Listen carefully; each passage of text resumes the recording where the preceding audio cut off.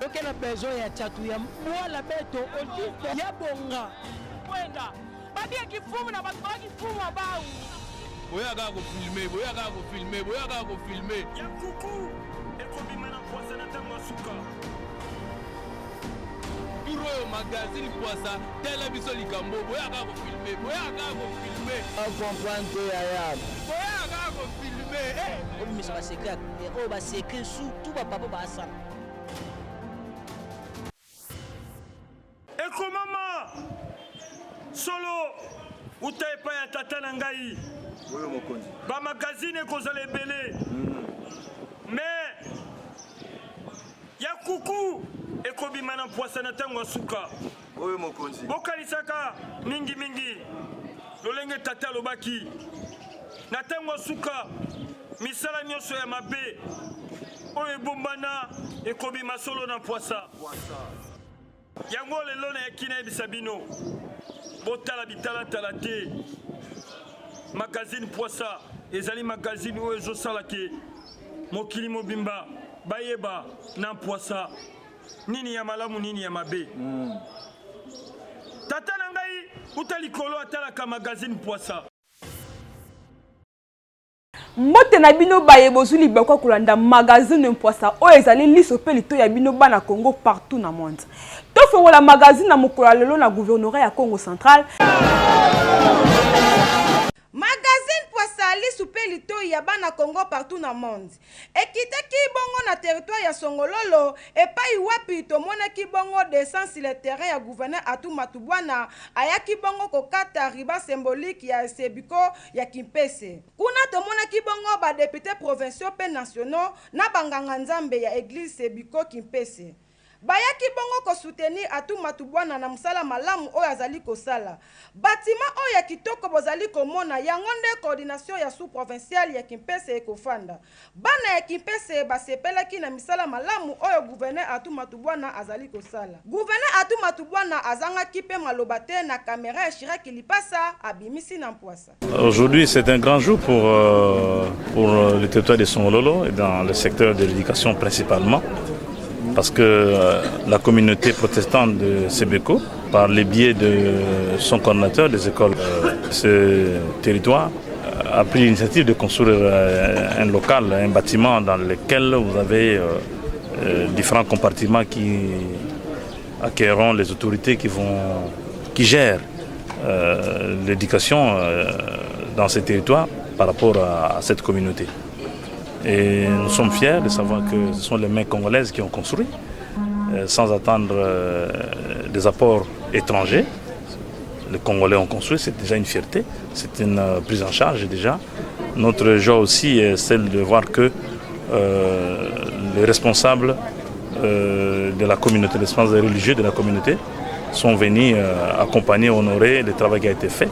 Et nous, au niveau de la province, on s'est dévoué aussi d'être présents, de marquer notre présence ici, pour dire à la population que voici les œuvres que nous devons réaliser, voici les œuvres que nous attendons, nous, la population.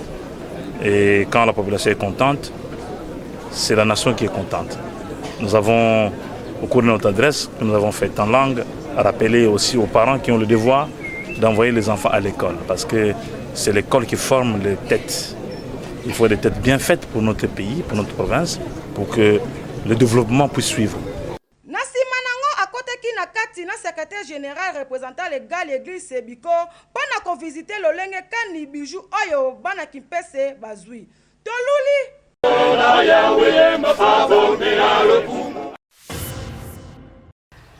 tokende bongo na ville ya Boma et pas yuapi maire de la ville Marie Swami Nyongo Yambaki sénatrice Nerfetiti Ngudianza pona kolobela ba difficulté ya ville ya Boma Samuel Bwetusa abimisi na Mpwasa.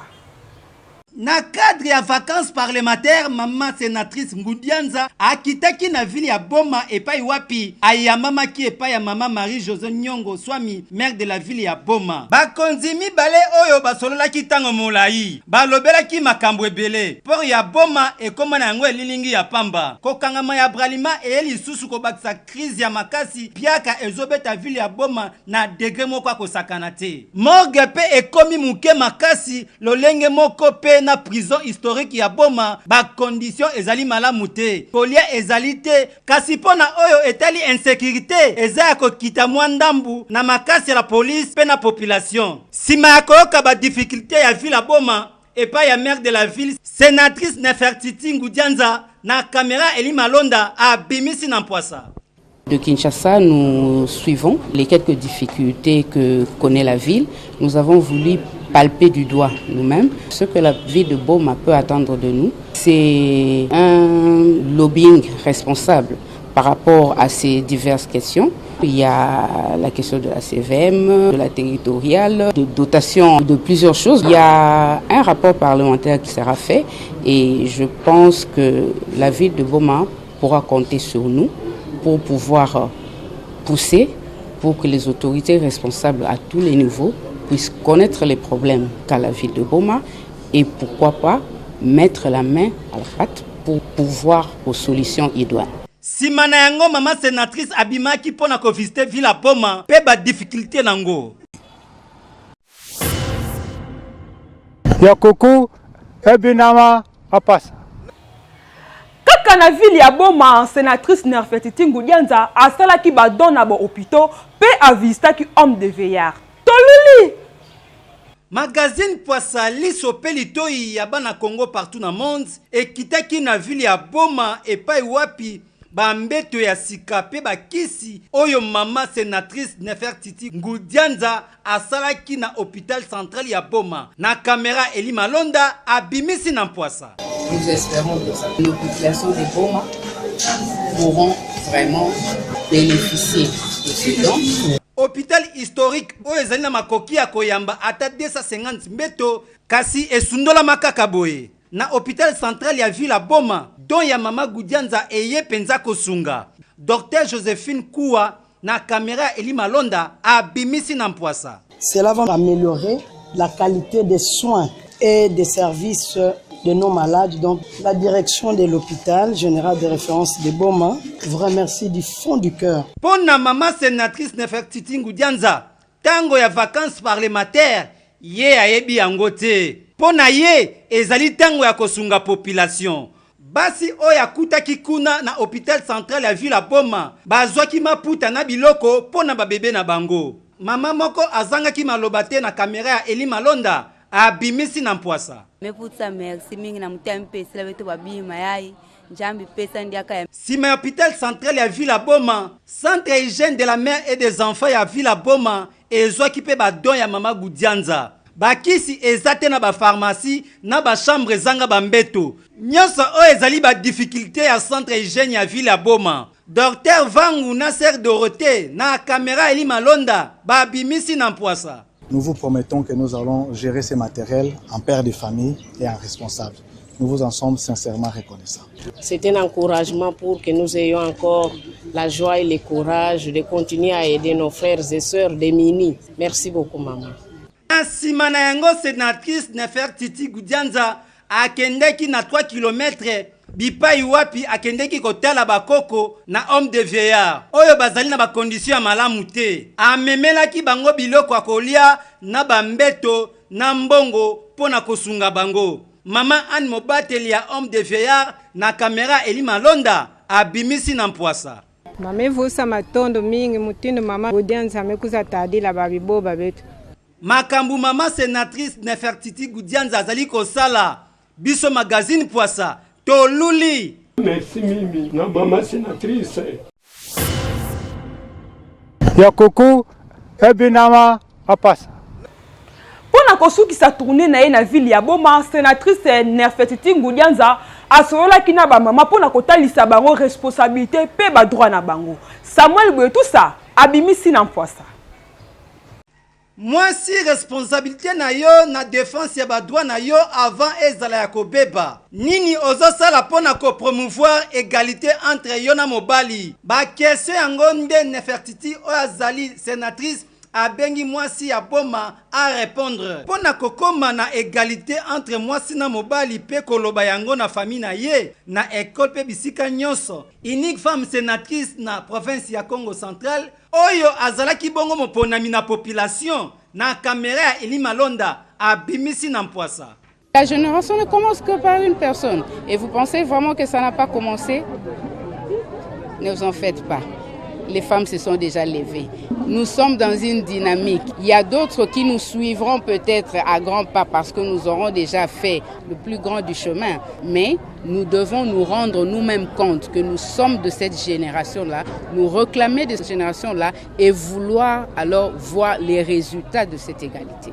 Pour la autorité urbaine, à lobby sénatrice, à za modèle. Nasi ma réflexion peut volonté à cause la basi nyonso, basi ya génération égalité. Pour la vacances parlementaires après l'ouozi, Nefertiti Ngudianza a fongoli motema na ye, bolingo na ye alakisi yango na kokabola maputa. Symbole oyo ezali apprécié et pas 200 femmes, na mibali oyo basangana ki na sali ya Jean-Paul II. Ya koko ebinama apasa. Toujours bongo na ville ya Matadi pour na kolobela lancement officiel ya parti politique Autre Vision du Congo AVC na Mukuse. Samuel Betusa abimisi na Mpoasa.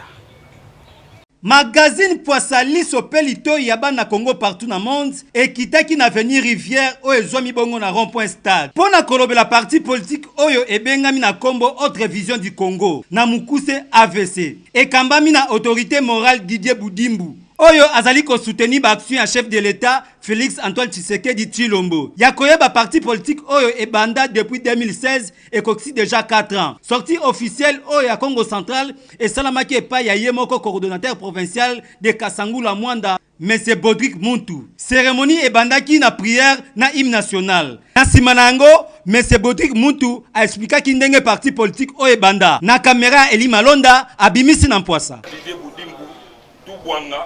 Donc cela veut dire Moutamayele. Oaza ministre ya enseignement primaire et secondaire, vice-ministre ya enseignement primaire et secondaire, autorité morale, oaza likanisa osala parti on azo remercier mingi et puis na ndenge azo pesanga confiance pour na véhiculer message comme représentant na province ya Bas-Congo.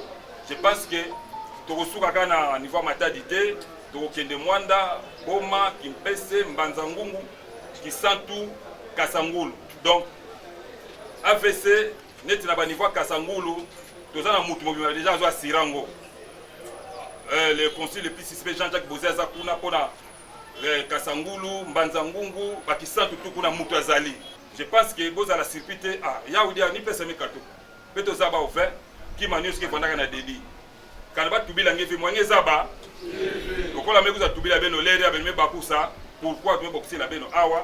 Donc, mais beaucoup de ça, ça mon Autre Vision du Congo, qui est le parti cher à Didier Boudimbu, aux autorités morales. Si on peut te mettre les maboko, ça un peu moins de Batu basepela ki makasi, pe basadera ki massivement. Mais c'est Bodrick Muntu a tambola ki na rond-point stade pour na kokabola ba affiche. Na Congo Central, bayamba ki parti politique oyo maboko ya kofongwama. Na simana yango, Monsieur Bodrick Muntu na batu mususu na caméra Eli Malonda babimisi na Mpoasa. Autre Vision du Congo, ils ont parti politique cher à Didier Boudimbu. Didier Boudimbu est président national et à parti, est vice-ministre de l'enseignement primaire et secondaire. Il a incarné parti, ça fait plus de 4 ans, depuis 2016. Nous avons véhiculé le message dans la population matadienne parce que nous avons une vision du chef de l'État. Donc, parti Nabiso doit installer en Awa, ils ont partout, dans Belgique, ils allient, dans France, ils allient, dans Kinshasa, dans Congo, Mobimba, ils allient. Les autres, ils ont bit moussous. Parce que ceux qui ont eu pouvoir dans Matadi, à Zangizila, ceux qui ont eu pouvoir à Outagibo, les loyaux, parti ayé, moi, je suis né Congolais, ayé, dans ma cambo, parti politique, eux, ils ont déjà, les loyaux, je suis natif, né et grandi à Matadi. Donc, dans mon équipe, bon pour Nabiso, les loyaux, tout le monde ko sortir ko bima na makambo tout dozo vivre. Maman ba s'adhérer bon bureau Zali, continuité Zali, adhésion sili les lotés. Adhésion continuer to sengi na bala Matadi, ba ya ebele. Ba ko de la parti politique asika, Autre Vision du Congo, eza parti politique moko minga ko lobezate. Sepeli mingi na ndenge likambo ekomeli biso, poko auparavant ezalaka na ngote. Biso tozalaka nana ko lobela biso bana kintiona. Siko lelo nzamba sali grâce. Donc comme siko na mama na biso oyo akomi mama ezolobela biso mama social esali biso besengwe mingi.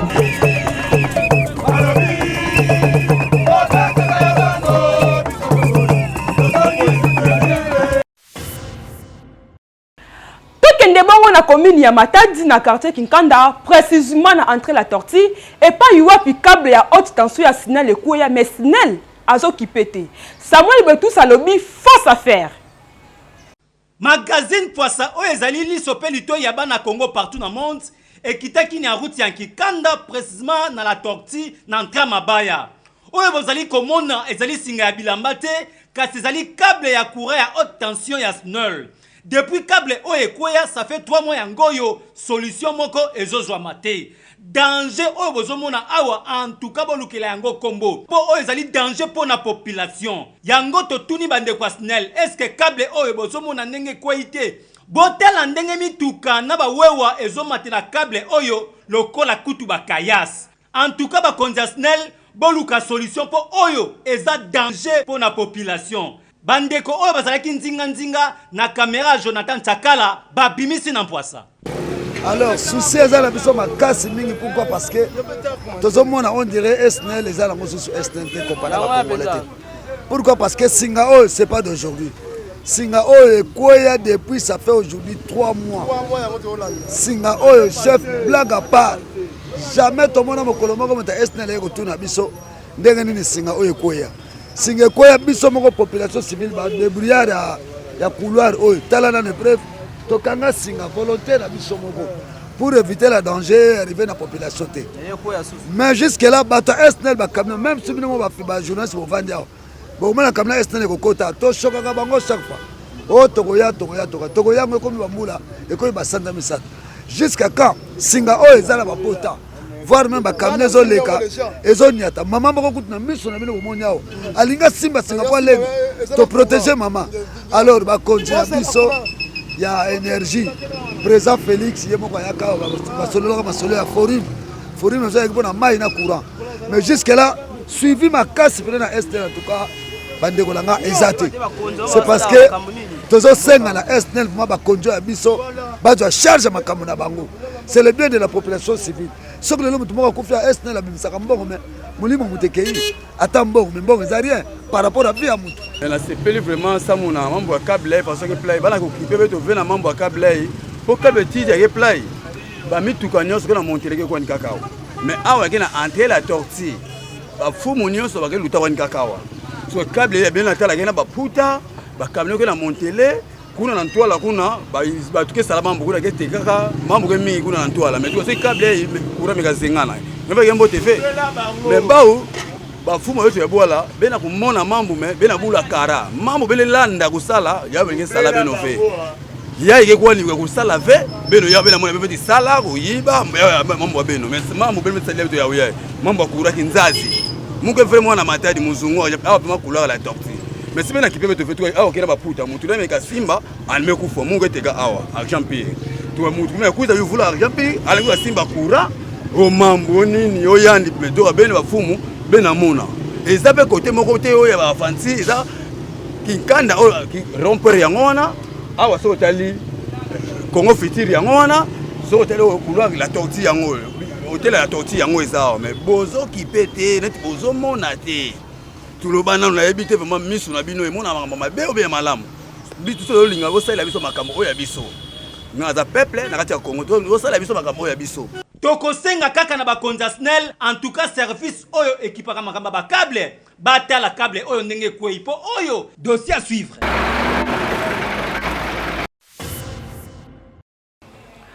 Tolo wabongo na province ya Congo central tokende na ville ya Kinshasa na commune ya Mongafula précisément na quartier Saya et pas yuwapi likambo ya mai ezo nyoko la population. Samuel Betousa abimisi na Poissa. Magazine Poissa oyezali lisopelito ya bana Congo partout dans le monde et kitaki na ville ya Kinshasa na commune ya Mongafula na quartier Saya précisément na Zamba Telecom. Population ya koto bazo souffrir na likambo etali mai. Awa sokola muki 4h te okozwa mai te. Botala awa basi pe mibali bazo souffrir pona likambo etali mai. Pe mai yango ezali ofelete esengeli ofuta 100 francs. En tout cas peuple ya kotoyo bazonyo kwa mana likambo etali mai awa kutu eponi te mwasi te mokolo te kasi yo papa zwa bidon kende toka mai balili parce que bakulu na pe batikali nsima te me bandeko baleli na bakonzi ya mboka kasi nani apesa mai tangu bamonaki kamera eli malonda babimisi na mpwasa. Bon mingi ya oloba eya te po déjà dossier ekotaki place moko le gouverneur lors ya élection na ye mo akitaki awa to esposaki tout tala yo moko donc kolongwa ndako ba 3 heures pona koluka mai kobeta neti ba 1 km pona kobombe mai ya pasi mingi souffrance mai eza ya ofele te tosombaka heureusement onje oyo nde ezosunga population l'état abwakisa na ye koto ayebi yango te mais lokola mokonzi ya sika ye akanisa mpe population ya koto oyo basource eza ebele soki bamatisi yango baza na kapasité ya kopesa biso nyonso mai koto oyo. En tout cas ya koyeba bakonzi botela peuple ya koto oyo parce que baleli mingi na likambo etali mai dossier oyo eza à suivre. Ya koko ebinama apasa. Coronavirus eza nini to pe ndenge nini komi batela na yango. Docteur Gérald Kerzek abimisi na mpwasa. Ce n'est pas un virus où je te touche, tu attrapes le virus, tu meurs. On n'est pas du tout là-dedans, on n'est pas dans un jeu vidéo, on n'est pas dans le film Contagion. On est sur un virus qui se rapproche plus du virus de la grippe ou de la gastro.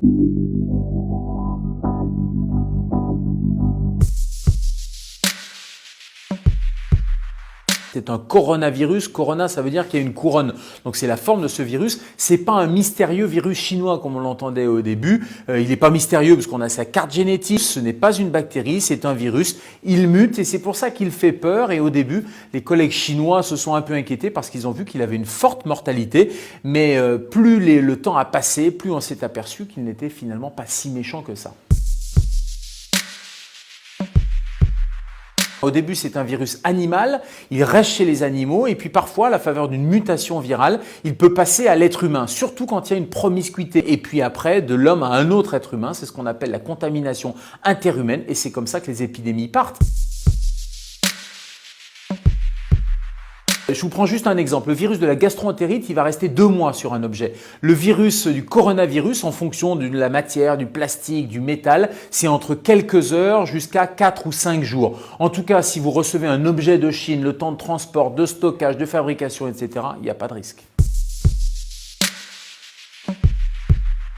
Non, je pense qu'il ne faut pas avoir peur, il ne faut surtout pas paniquer. Il y a un principe de précaution. Je trouve que là, il est un peu poussé à l'extrême. On a affolé les gens en donnant des chiffres de mortalité qui sont largement surestimés. Il faut simplement avoir des précautions raisonnables. Ce n'est pas un virus où je te touche, tu attrapes le virus, tu meurs. On n'est pas du tout là-dedans. On est sur un virus qui se rapproche plus du virus de la grippe ou de la gastro. Ce sont des barrières universelles. Qu'est-ce qu'on fait? On se lave les mains. C'est vraiment le premier conseil. On se lave les mains correctement pendant 30 secondes à l'eau et au savon. Quand vous-même vous êtes malade, évitez d'aller postillonner à l'extérieur et donc vous allez mettre un petit masque chirurgical pour protéger les autres. Et puis après, il va falloir éviter les rassemblements, éviter d'aller visiter vos grands-parents parce que vous allez risquer de contaminer les gens les plus fragiles. Si vous n'êtes pas malade, il n'y a aucune utilité à avoir un masque. On peut décéder des complications directes du virus, ça donne des pneumonies. Comme pour la grippe, vous savez, la grippe, il y a 10 000 morts par an dans l'indifférence générale. Puis il y a des complications indirectes, on peut mourir de complications liées à l'alitement comme la phlébite embolie pulmonaire, liées à une complication nosocomiale. Compare autant avec la grippe et en même temps, il y a plein de gens qui disent c'est pas la grippe. C'est vrai que c'est pas la grippe, c'est pas la même famille, sauf qu'on le compare parce que les symptômes sont les mêmes. Vous avez le nez qui coule, un petit peu de fièvre, des douleurs musculaires et puis la mortalité, elle est finalement assez proche de celle de la grippe. La mortalité de la grippe, c'est 0,1%. Le coronavirus, au début, c'était 10-15%. On est en train de revenir à des chiffres beaucoup plus raisonnables parce que les chiffres initiaux, c'était le début de l'épidémie, c'était en Chine avec des gens qui arrivaient à l'hôpital dans un état extrêmement grave. Mais maintenant, quand on fait des études en population générale, tous les gens qui sont contaminés et qui vont pas tous à l'hôpital, eh bien la mortalité elle est relativement faible, en tout cas largement inférieure à 1%. Quand on a le virus, on a, comme toute maladie infectieuse, des anticorps qui vont être produits par l'organisme. Et ces anticorps-là, ils vont nous immuniser. Ça veut dire qu'ils vont, dès qu'il y a une autre contamination, ils vont tout de suite attaquer le virus. Sauf qu'on a vu des cas rares, mais des cas qui existent, de recontamination. Alors, est-ce que nos tests n'étaient pas fiables? Parce qu'on n'était pas capable de détecter de petites quantités du virus. Deuxième hypothèse, est-ce que le virus dormait dans l'organisme et puis s'est réveillé? La troisième, c'est qu'on peut très bien se recontaminer avec une souche légèrement différente. C'est ce qui arrive avec la grippe. Vous êtes vacciné contre la grippe, mais vous allez attraper une autre forme de grippe. Il y a des chercheurs américains, des épidémiologistes, qui sont même en train de dire que c'est en train de devenir une maladie saisonnière. Le coronavirus, on estime que 70% de la population aurait une cicatrice sérologique, c'est-à-dire aurait eu un contact à un moment donné avec le coronavirus. Mais j'allais dire c'est la bonne nouvelle parce que ça va passer inaperçu chez l'immense majorité des gens qui vont être en contact, qui vont s'immuniser et seuls les plus fragiles risquent d'avoir des complications. Les enfants attrapent beaucoup le coronavirus, mais ils l'attrapent de manière peu grave, peu symptomatique. Ils ont simplement le nez qui coule, voire ça passe complètement inaperçu. Et toutes les études chinoises, et on commence à avoir un petit peu de recul, montrent qu'il y a 0 complication et 0 décès. On ne peut pas prédire avec précision la fin de l'épidémie, mais on sait que ça a duré quelques semaines en Chine.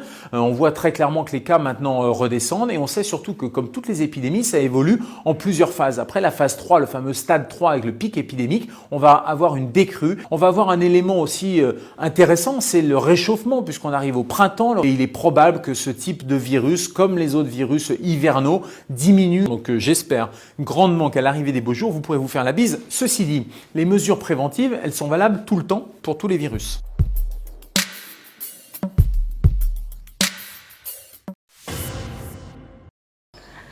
tosukisa magazine na biso ya mokolo ya lelo na toseka na mpwasa.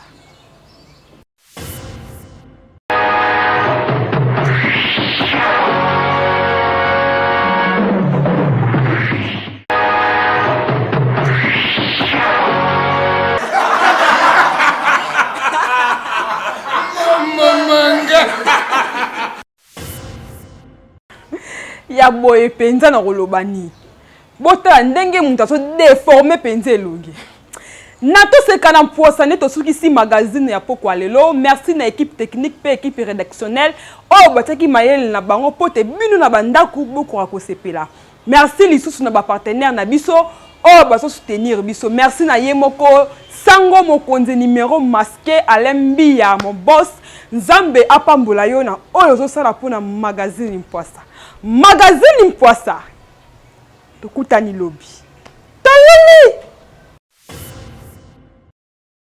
eko mama solo utepa ya tata na ngai oyo mokonzi ba magazine kozala ebele mais ya kuku ekobima na mpwasa na ntango ya suka oyo mokonzi bokalisaka mingi lolenge tata alobaki na ntango suka misala nyonso ya mabe oyo ebombana ekobima solo na mpwasa botala bitalatala te.